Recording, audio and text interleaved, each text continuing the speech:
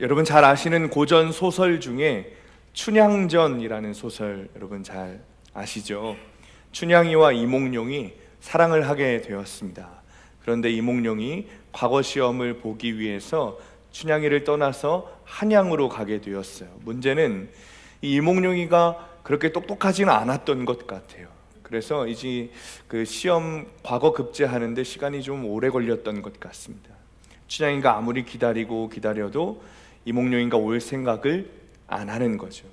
근데 마침 마을에 새롭게 부임한 변사또가 춘향이에게 한눈에 반한 거예요. 그래서 과거 시험 보러 가서 올 김이 안 보이는 이몽룡이 기다리지 말고 그만 잊어버리고 자신에게 오라는 거죠. 그랬더니 이 춘향이가 어떻게 하죠? 한마디로 정조를 지킵니다. 그것에 화가 난 변사또는 춘향이를 옥에 가두고 때리고 고문을 하지만 춘향이는 끝까지 이몽룡에 대한 정조를 지키죠. 두 지아비를 섬기지 않고 한 지아비만 섬기겠다는 거예요.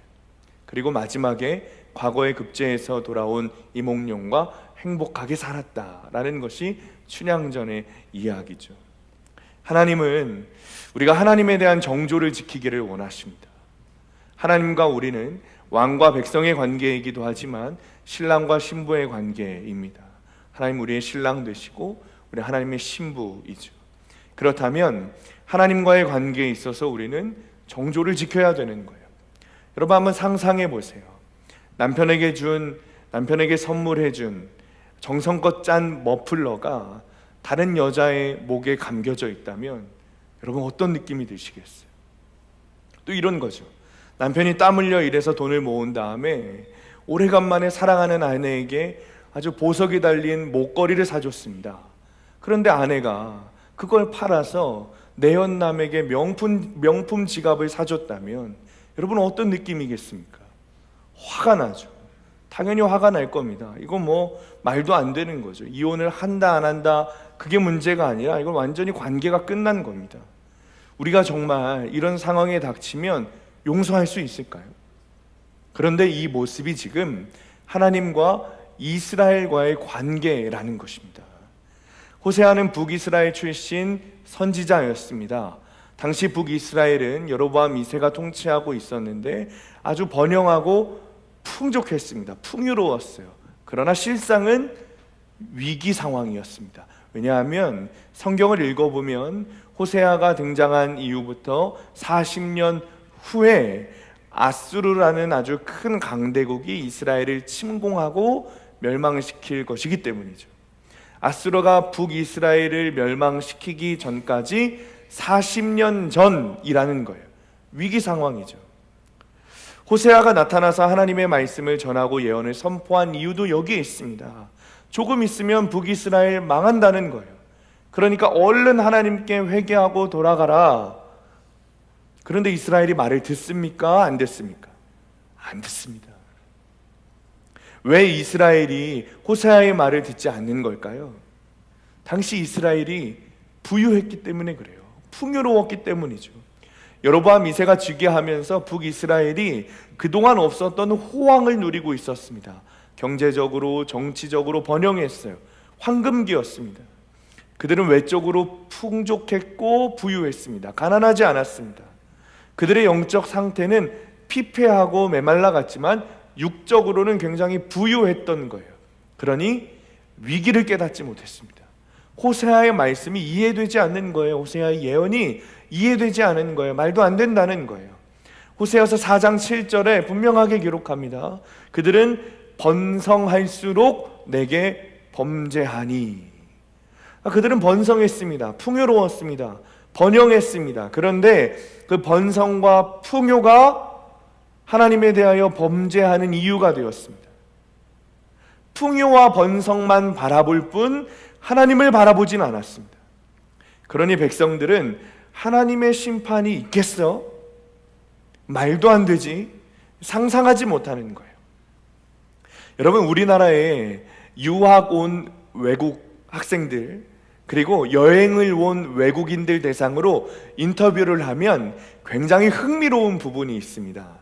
그게 뭐냐면 다 하나같이 대한민국으로 온다고 하면 가족들이 걱정한다는 거예요. 엄청 걱정한다는 거예요.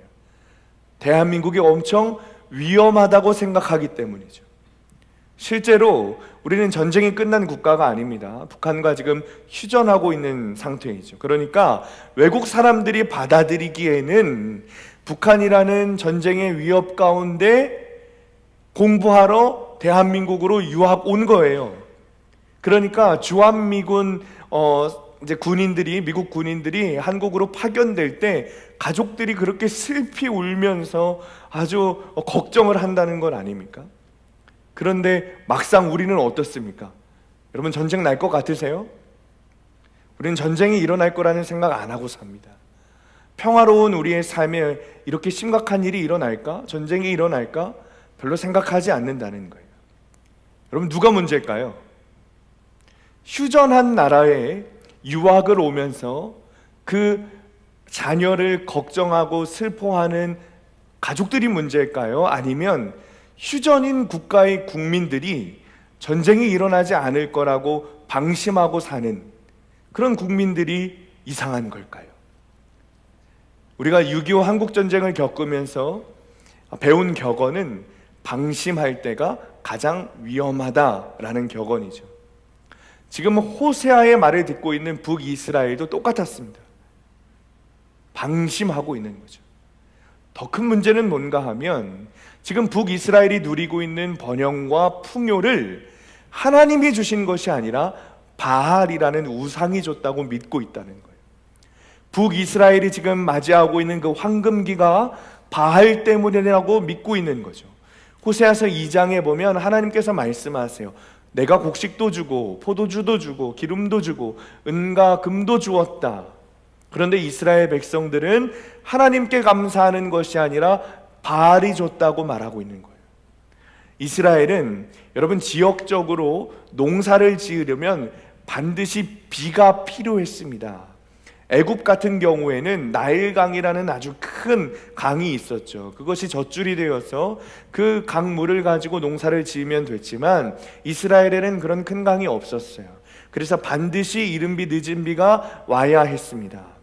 그리고 날씨를 주관하시는 분은 하나님이시죠. 만물의 창조주 하나님이시죠. 그런데 이스라엘 백성들은 자신들의 풍요로움에 대해서 하나님이 아니라 당시 풍요의 신, 비의 신, 날씨의 신으로 여겼던 바알이 우리에게 이른 비 늦은 비를 준다라고 생각했다는 거예요. 그래서 이스라엘은 하나님에게만 제사하는 것이 아니라 바알에게도 제사하기 시작했습니다. 여러분, 이것이 포인트입니다. 여러분, 제가 뭐라 그랬죠? 하나님에게만 제사하는 것이 아니라 바알에게도 제사를 했다 그랬어요. 하나님에게 제사를 했어요, 안 했어요? 했습니다. 그런데 바알에게도 제사를 드렸다는 거예요. 무슨 뜻이죠? 이스라엘 마음 가운데 하나님과 바알 두 마음을 품고 있다는 거예요. 하나님을 섬긴다는 뜻으로 제사를 드리는 것이 아니라 하나님에게 빼먹을 것은 다 빼먹고 바알에게 빼먹을 것은 내가 빼먹겠다 라는 그런 못된 심보로 하나님에게도 제사를 드리고 바알에게도 제사를 드리고 있는 거예요. 그러니 하나님이 이스라엘 백성들을 어떻게 보시겠어요? 가증스럽게 보는 거죠. 자, 본문 7절 말씀. 이 7절 말씀이 오늘 본문의 가장 중심되는 말씀입니다. 함께 읽습니다. 시작. 그들이 여호와께 정조를 지키지 아니하고 사생아를 낳았으니 그러므로 새 달이 그들과 그 기업을 함께 삼키리로다. 더 이상 설명할 것이 없습니다. 정조를 지키지 않았다는 거예요. 정조를 지키지 않았다는 게 무슨 뜻이죠? 신랑 하나님에 대해서 신부인 이스라엘이 바람폈다는 거예요. 외도했다는 거예요. 여러분, 호세아서를 떠올리면 생각나는 한 여인이 있습니다. 호세아의 아내 고멜. 여러분, 그동안 계속 묵상해 오셔서 알고 계시죠? 음란한 여자 고멜, 호세아의 아내입니다. 호세아는 하나님의 명령에 따라 고멜과 결혼했습니다. 고멜도 호세아와 결혼했고 결혼 생활을 하면서 아이를 낳았습니다. 그런데 외도했어요. 바람폈습니다. 정조를 지키지 않았어요. 하나님이 고멜이 호세아에 대해서 바람을 피고 외도하고 정조를 지키지 않을 것에 대해 하나님은 아셨을까요? 아셨을까요? 아셨겠죠. 하나님은 아셨어요. 그런데도 불구하고 하나님은 호세아에게 고멜과 결혼해라 명령하셨어요. 그리고 호세아는 고멜과 결혼했습니다. 순종했죠. 뿐만 아니라 더 힘든 명령을 하세요. 어떤 명령이죠? 나를 배신하고 외도하고 바람펴서 딴 남자와 살고 있는 고멜을 데리고 오라는 거예요. 심지어 어떻게 데리고 오라 그래요? 지금 살고 있는 그 남자에게 값을 주고 돈을 주고 그 음란한 여자, 바람핀 여자 고멜을 데리고 오라는 거예요. 호세아는 하나님의 명령에 순종했습니다. 두말 없이 순종했어요. 이 일을 호세아는 여러 번 반복합니다. 여러분이 생각하는 바람의 기준이 있으십니까? 뭐가 바람일까요? 한참 인터넷에 떠돌던 질문이 있습니다. 이름하여 깻잎 논쟁입니다. 여러분, 깻잎 논쟁 아시죠? 식사 자리에서 내 남자친구가 다른 여자의 깻잎을 떼줘도 되는가? 이 깻잎 떼주는 게 바람인가 아닌가? 설명하자면 이런 거예요. 한 쌍의 커플, 그리고 한 여자가 같이 셋이서 식사 자리에 갔어요. 그런데 이 딴 여자가, 여자친구가 아니라 딴 여자가 밥을 먹는데 깻잎을 잘 못 떼고 있는 겁니다. 우리도 그럴 때 있잖아요. 잘 안 떨어질 때. 그때 내 남자친구가 자기 젓가락으로 그 딴 여자의 깻잎을 떼주는 것을 볼 수 있는가 없는가? 그게 바람인가 아닌가? 이런 종류의 질문들이 몇 가지 있습니다. 내 남자친구가 다른 여자의 패딩 지퍼를 올려줘도 되는가? 귤 껍질을 까줘도 되는가? 사탕 껍질을 까서 입에 넣어줘도 되는가? 이런 여러 가지 그런 질문들이 있습니다. 여러분은 어떻게 생각하세요? 제가 한번 여러분들께 바람의 기준, 외도의 기준에 대해서 말씀드려 볼게요. 세 가지를 말씀드릴 건데 이 셋 중에 뭐가 바람인가 생각해 보시기 바랍니다. 자, 첫 번째, 본처와 아이들을 놔두고 딴 살림을 차렸어요.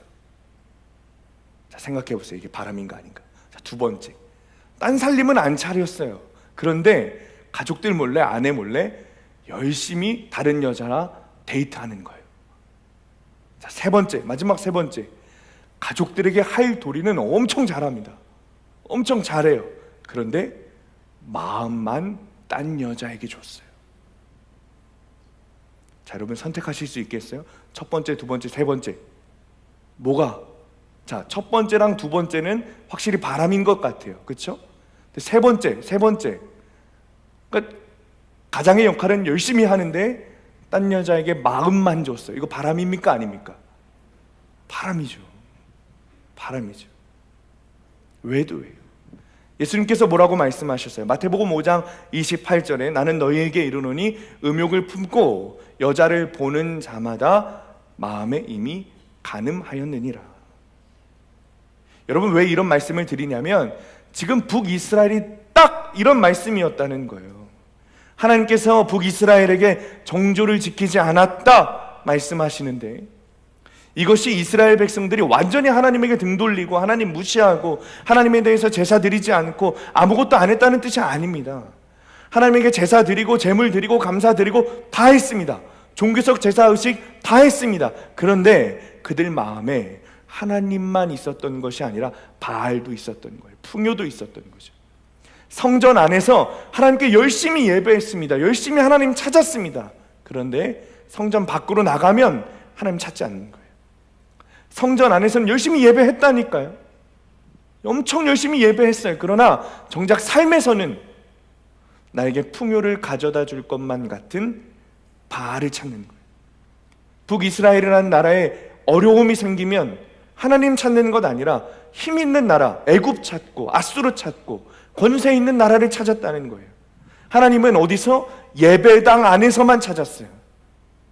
정작 삶에서는 하나님을 찾지 않았어요. 이스라엘 백성들이 제사를 안 드린 게 아니라니까요. 잘 기억하셔야 돼요. 북이스라엘 백성들이 하나님에 대한 제사를 드렸습니다. 예배를 드렸습니다. 오히려 모세 시대보다 더 화려하고 더 아름답고 더 세련되게 제사를 올려드렸을 겁니다. 왜요? 번성하고 풍요로웠으니까. 더 많은 제물, 더 좋은 제물을 하나님께 드렸을 거예요. 그런데 하나님은 그 제사를 받지 않으셨습니다. 하나님과 바알, 하나님과 권세 있는 나라, 하나님과 다른 것을 동시에 섬기는 것은 하나님은 그것을 예배로 받지 않으세요. 하나님을 섬기는 것이라고 여기지 않으세요. 그러니 하나님 뭐라고 말씀하신다고요? 정조를 지키지 않았다 말씀하신다고요. 여러분, 우리는 하나님에 대한 정조를 지키고 있습니까? 혹시 우리도 영적 외도를 하고 있는 것은 아닙니까? 우리가 주일을 성수하고 하나님께 예배드리고 있습니다. 그런데 혹시 여러분의 마음에 두 마음을 품고 있는 것은 아니세요? 오늘 본문 1절에서 3절 말씀입니다. 함께 읽습니다. 시작. 제사장들아 이를 들으라. 이스라엘 족속들아 깨달으라. 왕족들아 귀를 기울이라. 너희에게 심판이 있나니 너희가 미스바에 대하여 올무가 되며 답을 위에 친 그물이 됨이라. 패역자가 사륙죄에 깊이 빠졌음에 내가 그들을 다 벌하노라. 에브라임은 내가 알고 에브라임아 이제 네가 음행하였고 이스라엘이 더러워졌느니라. 아멘. 이스라엘 백성들이 하나님께 대하여 제사를 열심히 드린 이유는 어쩌면 자신들의 죄를 숨기고 싶어서였을지도 모르겠습니다. 강한 긍정은 강한 부정을, 강한 부정은 강한 긍정을 나타낸다고 하듯이 어쩌면 하나님에게 철저히 예배했던 것은 풍요의 신이었던 바알을 섬기고 여러 세상 가치관을 섬기고 있던 내 죄를 숨기고 싶어서, 그래서 더 열심히 하나님께 제사를 드렸는지는 모르겠습니다. 그러나 3절에 말씀하시기를 하나님은 이스라엘에 대해서 다 알고 계시고 이스라엘은 하나님에게 숨기지 못한다고 말합니다. 이스라엘의 음행과 더러움과 정조를 지키지 않은 모든 죄를 하나님은 다 알고 계시다는 것이죠. 본문 1절에 나오는 미스바와 다볼이 여러분 어딘지 아십니까? 이스라엘의 아주 영적 믿음의 장소예요. 미스바는 사무엘 선지자가 순회하면서 영적 각성 운동을 했던 장소입니다. 수많은 사람들에게 말씀을 전하고 기도하고 성령의 임재가 부어졌던 곳이 미스바입니다. 다볼은 드보라와 바락이 가나안 족속과 싸워서 영적으로 대승을 거둔 아주 승리의 장소, 믿음의 장소죠. 그런데 그 믿음의 장소가 이제는 하나님을 예배하는 장소가 아니라 바알을 숭배하는 장소가 되었다는 거예요. 여러분이 하나님을 만나고 예수님을 만나고 첫사랑을 경험했던 그 장소에서 하나님을 예배하고 있지만 혹시 여러분들 마음에 두 마음을 품고 있는 것은 아닙니까? 우리가 화려하게 예배하면 우리의 죄를 가릴 수 있을 것만 같지만 주님은 나의 모든 것을 숨김없이 알고 계십니다. 지금 여러분들의 마음 가운데 무엇이 있으십니까?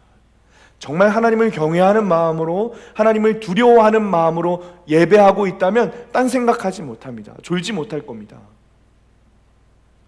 저번 주에 우리가 말씀을 나누면서 한국교회 최대 이단이 기복신앙이라 그랬습니다.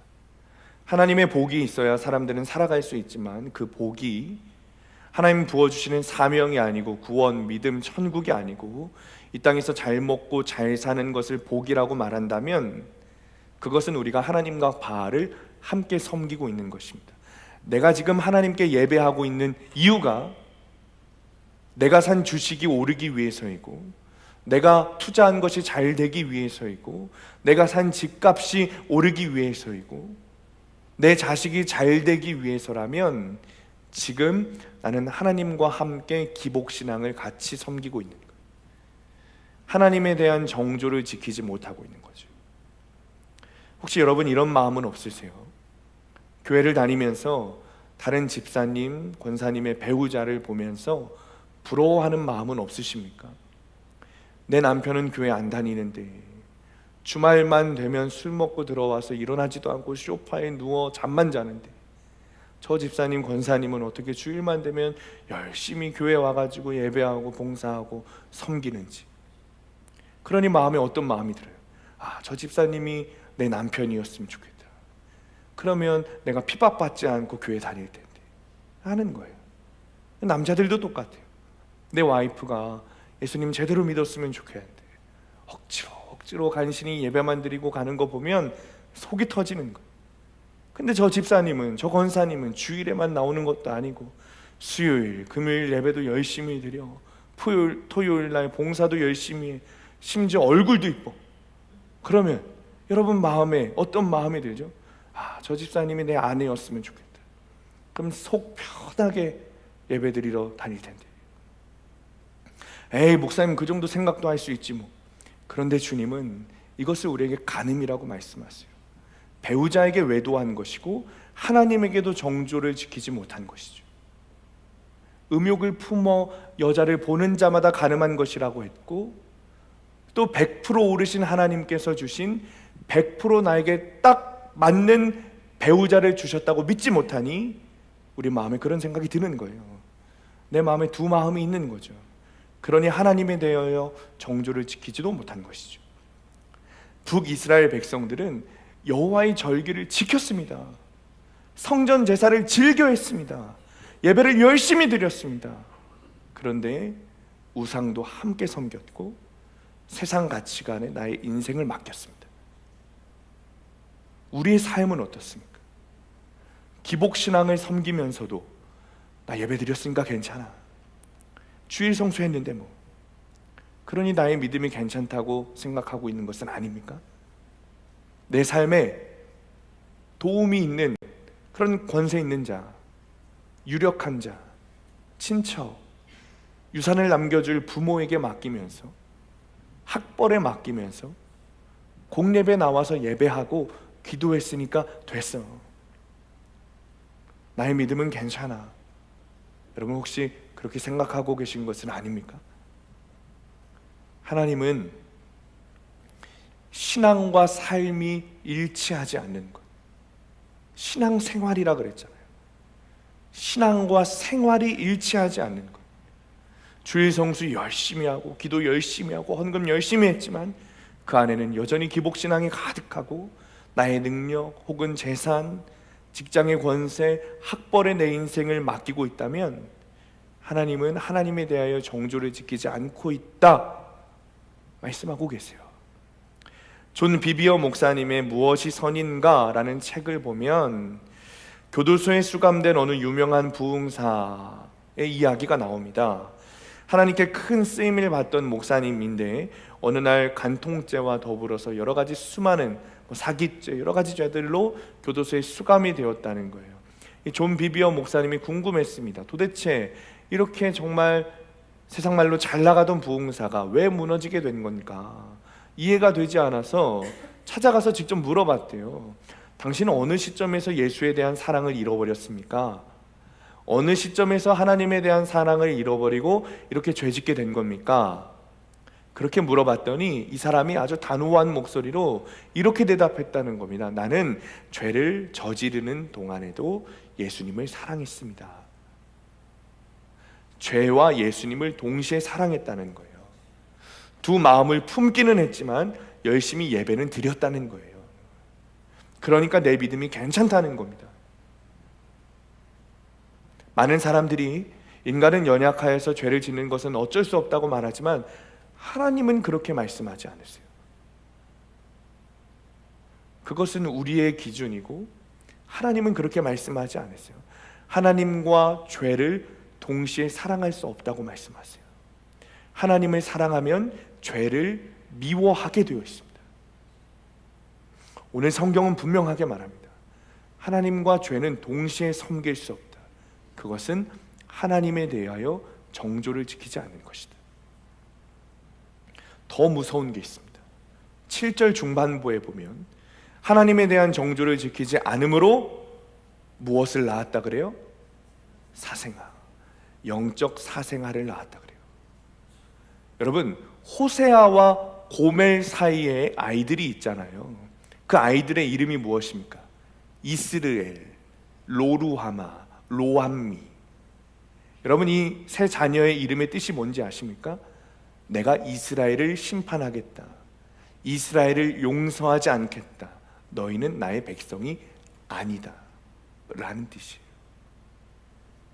내 믿음이 하나님에 대하여 정조를 지키지 못하고 있는데 내 자녀가 올바른 믿음을 갖기를 원한다는 것은 어불성설이죠. 내가 지금 제대로 예수 믿지 않고 있는데 내 가정의 구속사가 열리기를 바라고, 내가 지금 하나님 앞에 진정으로 회개하고 있지 않으면서 가족 구원이 되기를 바라는 것은 헛된 소망입니다. 영적 사생활을 낳을 것인지, 아니면 마태복음 1장에 나오는 예수님의 족보에 들어갈 영광스러운 그 믿음의 전당에 들어갈 하나님의 자녀를 낳을 것인지, 그것은 내가 하나님에 대하여 지금 정조를 지키고 있는가 안 지키고 있는가에 달려 있는 거예요. 여러분, 이제 영적 외도를 멈추고 하나님께 돌아가야 합니다. 적용 질문입니다. 가정, 학교, 직장 등에서 내가 속한 공동체에서 영적으로 바로 서 있어야 할 일은 무엇입니까? 내가 하나님과의 정조를 지키지 않다가 넘어지는 죄악은 무엇입니까? 나는 믿음의 자녀를 낳고 있습니까? 아니면 영적 사생활을 낳고 있습니까?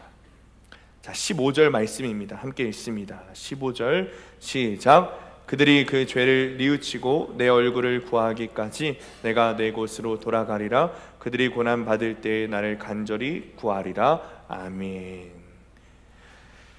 우리가 하나님께 돌아가기 위해서 어떻게 해야 된다고 말씀하시죠? 하나님에 대한 정조를 지키지 아니한 죄를 뉘우치고 하나님의 선하신 얼굴을 구해야 한다고 말씀하십니다. 우리가 오해하지 말아야 할 것은,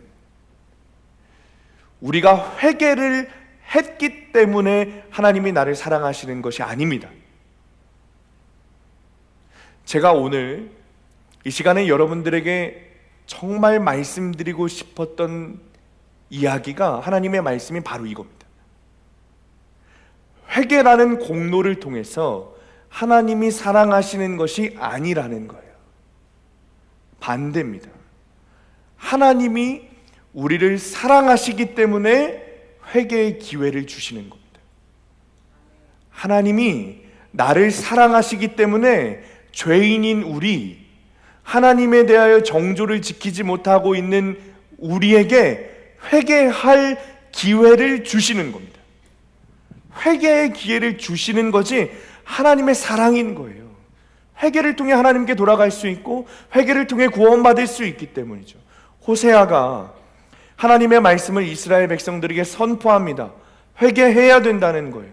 우리의 죄, 하나님에 대하여 영적 외도한 죄, 정조를 지키지 않은 죄, 하나님을 배반하고 반역한 죄를 회개해야 한다. 하나님의 말씀을 호세아가 선포하고 있는 거예요. 그 이유는 사랑의 회복입니다. 하나님께서 이스라엘을 너무너무 사랑하시기 때문에 회개를 촉구하고 계신 거예요.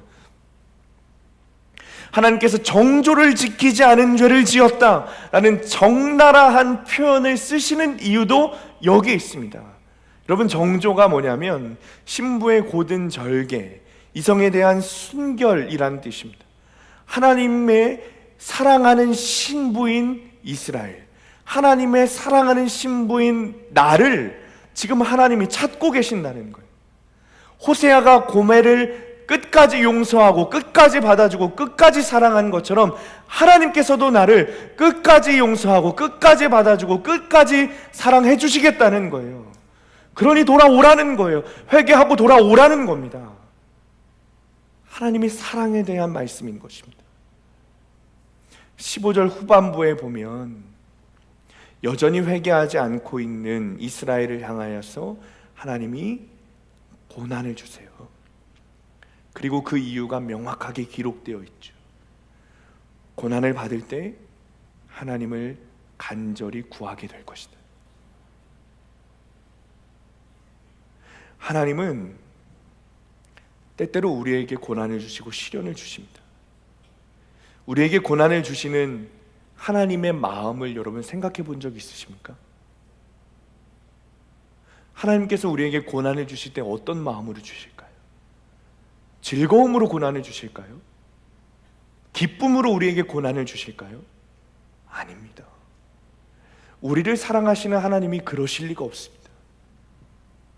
그럼에도 불구하고 하나님 당신도 아파하시고 슬퍼하시면서까지 우리에게 고난을 주시는 이유는 너무나도 명확하다는 거예요. 우리를 사랑하시기 때문에. 그 고난을 통해서 하나님을 간절히 찾을 것을 알고 계시기 때문에 세상에서 음란하고 쾌락을 즐기는 것이 지금은 기쁠지 몰라도 결국에는 그 쾌락과 음란이 당신이 사랑하시는 신부인 이스라엘과 나를 멸망의 길로 인도할 것을 아시기 때문에 고난을 통해서라도 회개하고 돌아오라. 고난을 통해서라도 너의 죄를 깨닫고 너의 신랑인 나 하나님에게 돌아오라. 이것이 하나님의 말씀인 거예요. 이것이 우리를 향하신 하나님의 사랑인 거죠. 5월, 6월 우리 큐티인 가장 앞부분을 보면 내 가족의 인터뷰가 나옵니다. 그 중에 아내 되시는 권영미 집사님이 자신에 대해서 이렇게 소개합니다. 남편 바람 사건으로 말씀이 들리는 축복을 누리게 된 권영미 집사입니다. 남편 바람은 고난이죠. 그러나 그 고난을 통해 자신에게 말씀이 들리기 시작했다는 거예요. 그리고 그 말씀으로 남편의 죄를 본 게 아니라 내 죄를 봤다는 거예요. 그리고 내 죄를 보고 자복할 때마다 이전에 한 번도 느끼지 못했던 평강을 누리게 됐다는 것이죠.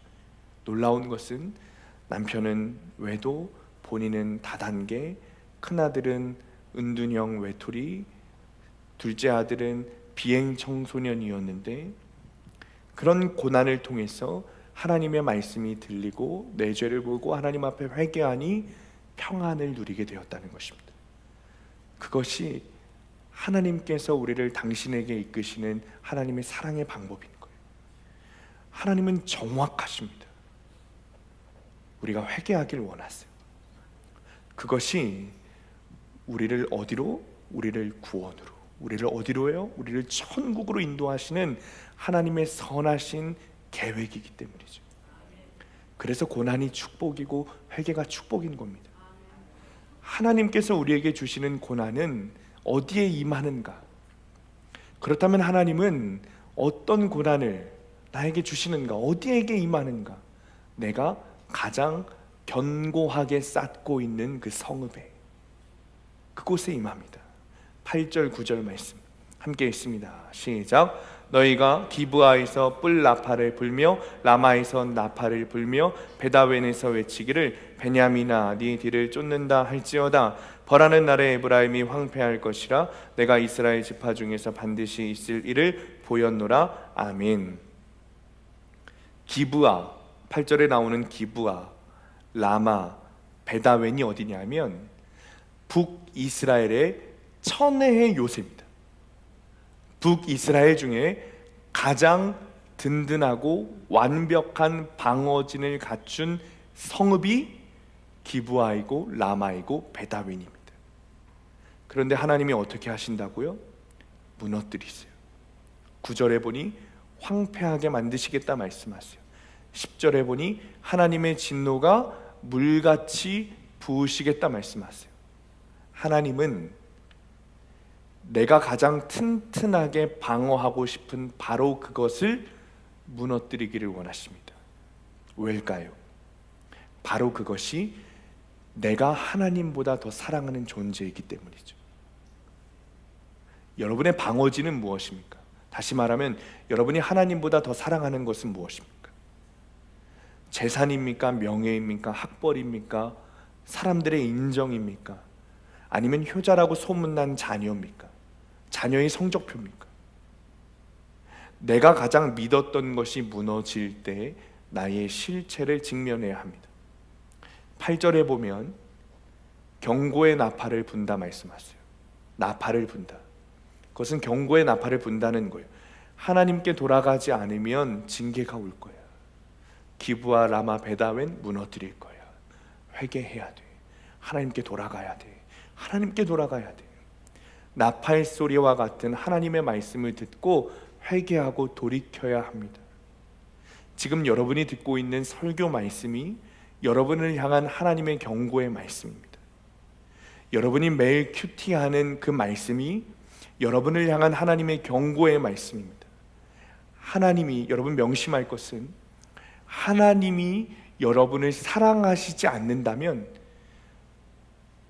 나팔소리와 같은 경고의 말씀은 주시지 않습니다.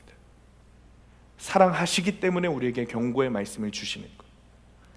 경고의 나팔소리가 들릴 때, 내가 가장 믿었던 것이 무너질 때 나의 실체를 직면하고, 그 나팔소리를 통해, 나팔소리와 같은 경고의 말씀을 통해 내가 어떤 부분에서 하나님에 대한 정조를 지키지 않았는가, 내가 하나님보다 더 사랑했던 것이 무엇인가 깨닫고 바로 그 부분을 주님 앞에 엎드려 회개해야 합니다.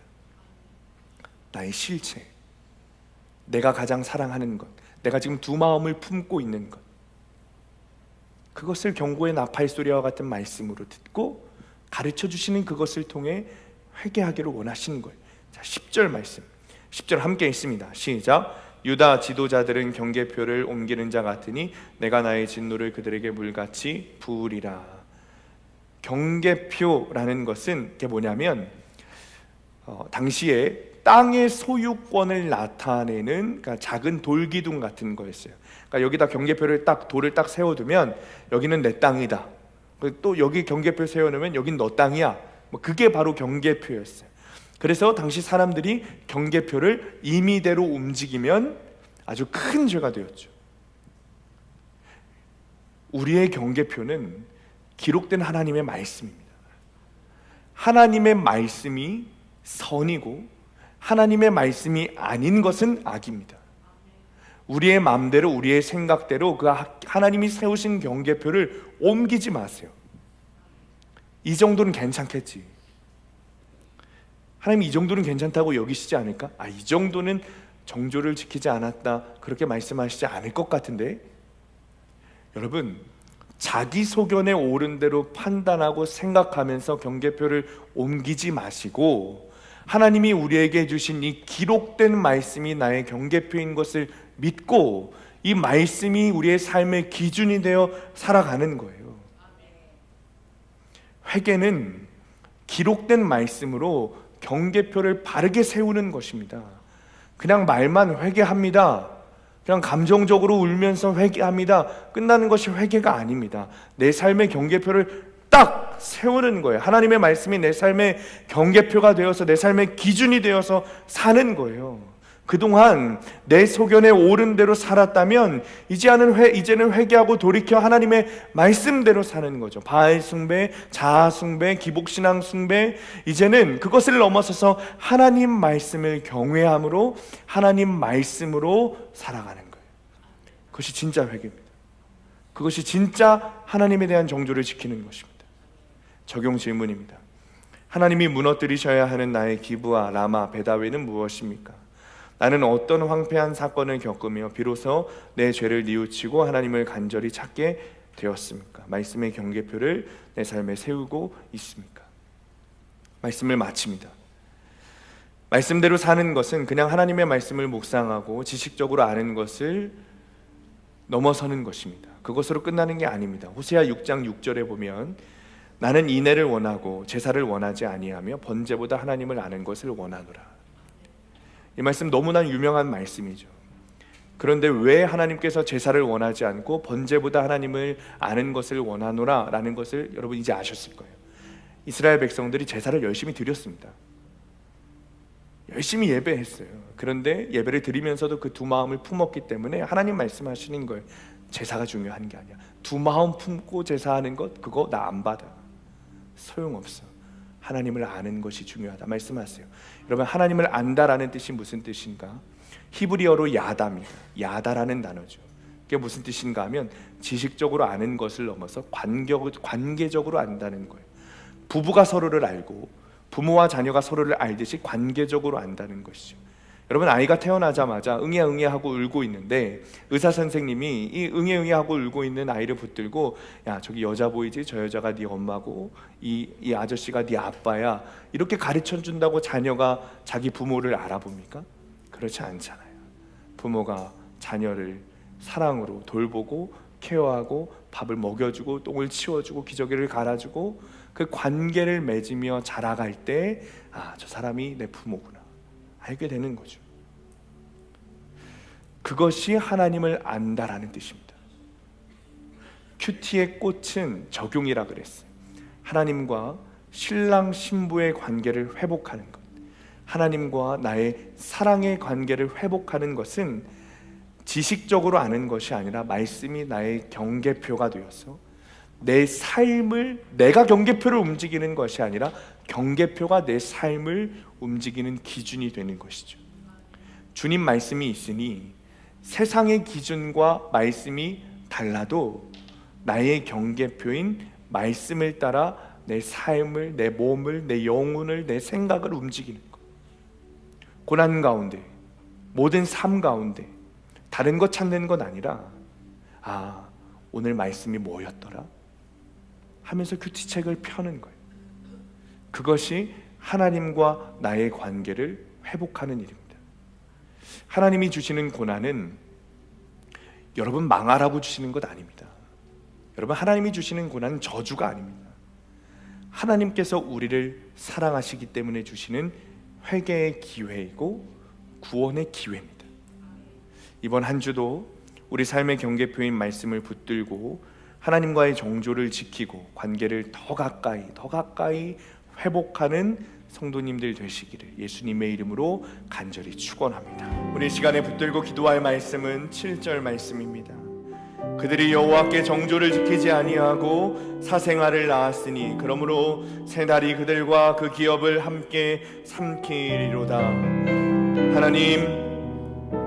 하나님이 대하여 정조를 지키고 주님과의 관계를 회복하기를 원합니다. 아멘. 나팔소리와 같은 하나님의 경고의 말씀이 내 귀와 영에 들리게 되기를 원합니다. 아멘. 우리의 죄를 깨닫게 하시고 회개하게 하시는 것이 하나님의 사랑임이 믿어지게 되기를 원합니다. 아멘. 우리를 구원하시려는 하나님의 진실된 사랑이라는 것이 믿어지게 되기를 원합니다. 아멘. 하나님, 주어진 말씀을 입 밖으로 내뱉어 버리는 것이 아니라 꿀보다 단 것이 믿어지게 하셔서 말씀을 통해 하나님과의 사랑의 관계를 회복하게 하여 주옵소서. 내 그 뒤로 경계표를 세우게 하셔서 하나님의 말씀이 우리 인생의 분명한 기준이 되게 하여 주옵소서. 하나님에 대한 정조를 지키게 하시며 하나님에 대한 사랑의 관계를 회복하게 하셔서 아버지, 영적 사생하게 아니라 예수의 족보에 올라가는 믿음의 자녀를 낳게 하여 주옵소서. 시간에 주님 이름 부르시며 간절히 하나님께 기도하겠습니다.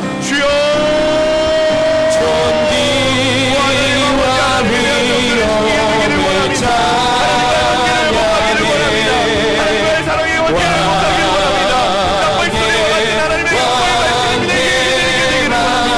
하나님, 내 귀에 하나님의 말씀을 하나님께서 주시는 내가 기다린 죄, 하나님을 만족한 죄, 하나님을 배반했던 죄가 깨닫게 하여 주옵소서. 하나님 앞에 회개하기 원합니다. 듣기 원합니다. 하나님, 눈물로 감정으로 흘리며 회개하는 것 아니라 하나님 앞에 영계의 말씀을 세우고 하나님 앞에 나아가 돌이켜 아버지의 가심을 하며 하나님의 온전히 나아가는 회개를 하게 되기를 원합니다. 하나님의 내 삶이 세상의 삶에서 육선하여 하나님께 돌아가는 삶이 되게 하여 주옵소서. 아버지, 하나님의 말씀이 우리 인생의 분명한 기준이 되게 하여 주옵소서. 하나님, 정말 믿음의 자녀를 낳게 되기를 원합니다. 하나님, 내 주의 족보에 올라가는 믿음의 자녀를 낳게 되기를 원합니다. 하나님, 우리 안에 있는 아버지의 죄로 인하여 여전히 영적 사생활을 하는 인생을 살아옵니다. 하나님, 이제는 하나님의 믿음의 자녀를 낳게 되는 아버지 인생이 되기를 원하오니 아버지, 정말 내 인생의 말씀의 기준이 되어서 아버지, 그 경계를 바르게 세워서 하나님 앞에 나아가는 온전한 주님의 말씀을 세우는 하나님 역사하여 주옵소서. 주님, 감사합니다. 오늘도 하나님의 말씀을 나팔소리와 같이 들려주시니 하나님 감사합니다. 주님의 말씀이 우리 안에 오셔서 나를 해체하고 내 죄가 드러나며 하나님을 사랑함으로 죄를 미워하게 하옵소서. 우리와 하나님 사이를 막고 있는 죄를 회개하게 하시고 막혀진 담이 허물어져 주님과의 사랑의 관계가 회복되게 하여 주옵소서. 예배당 안에서 말씀 듣고 끝나는 것 아니라 그래서 내 삶에서 하나님에 대하여 정조를 지키지 못하고 풍요를 섬기고 학벌을 섬기고 자녀를 섬기고 재물을 섬겼던 아버지, 이 모든 죄 가운데 아버지, 하나님께서 성령의 불로 태워주셔서 이제는 하나님과의 사랑의 관계를 바르게 회복시켜 하여 주옵소서. 우리 인생의 말씀의 경계표를 바로 세워 내 인생의 기준이 되게 하시며 이제는 영적 사생아가 아니라 예수의 족보에 올라가는 하나님의 믿음의 귀한 자녀들을 낳는 인생들이 되게 하여 주옵소서. 이제는 우리와 사랑의 관계를 맺기를 원하심으로 먼저 자비를 베푸시는 아버지 하나님의 사랑하심과 죄와 구별되어서 스스로 거룩이 되시고 부활의 첫 열매가 되신 그리스도 예수의 은혜와 말씀의 용으로 경계표가 되어주시는 성령님의 교제가 우리의 신랑 되시는 주님에 대하여 정조를 지키고 하나님께 돌이켜 사랑의 관계를 맺기로 결단하며 나아가는 모든 성도들 머리 위에, 이들의 가정과 일터와 학업 위에, 그리고 사랑하는 수암교회 위에 영원토록 함께 하시기를 간절히 축원하옵나이다. 아멘.